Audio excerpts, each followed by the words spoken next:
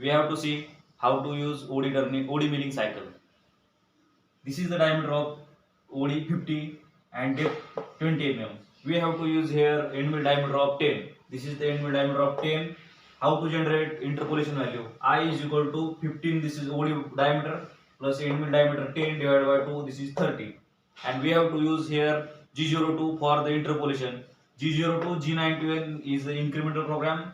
Depth of cut we have to use 1 mm, and this is the interpolation value I is equal to 30 and feed 500. Great work.